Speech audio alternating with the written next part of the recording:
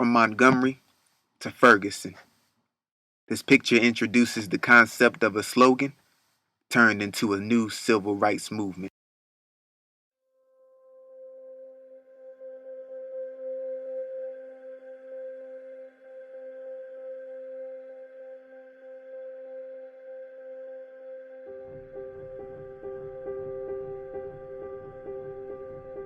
The rallying cry of a movement against racism and police brutality.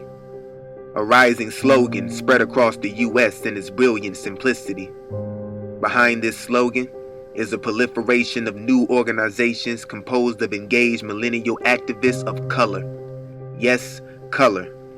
The same color that has been a target for hate and discrimination is becoming a catalyst for freedom in a new generation. On one hand, it is an effort to address the lack of civil rights protections for African Americans. But there's a lot more to this issue, and we're not just looking for a settlement. It's not just about police brutality. It's about systems in place that devalue black lives in different aspects.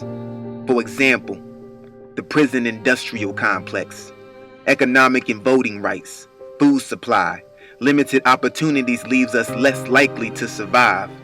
It's an explosion of frustrations built up from many years of segregation. Activism that stands firmly on the shoulders of movements that came before us to make our voices loud and clear so they can no longer ignore us.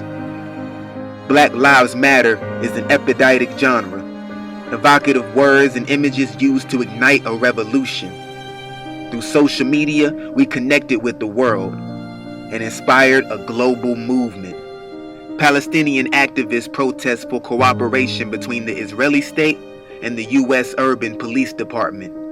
Inspired by Ferguson, another movement protesting violence against indigenous people in the U.S. known as Native Lives Matter became prominent.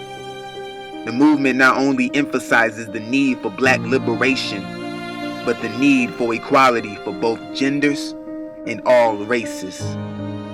From a symbolic perspective, we agree to the visions of ourselves created by those before us who paved the way. Leaders like Dr. King, Rosa Parks, Malcolm X, and the list goes on even to this day. From Mike Brown to Trayvon Martin, from 200,000 to the Million Man March in Washington. But there are those who counter the slogan, misunderstanding the message. It's true that all lives matter, but take a look at it from a different perspective. According to the justice system, blacks are more likely to be killed by police and twice as likely as whites to be killed while unarmed.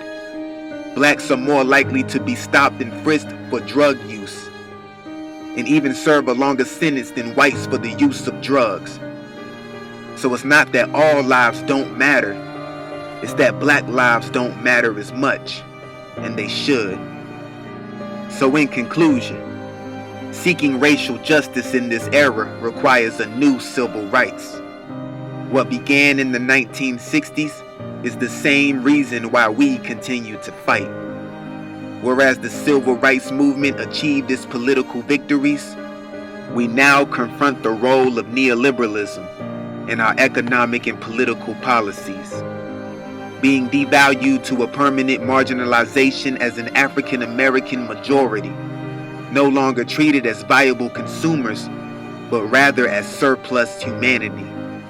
So then, Black Lives Matter and the fight for freedom has become necessary, a transformative social movement rooted in history.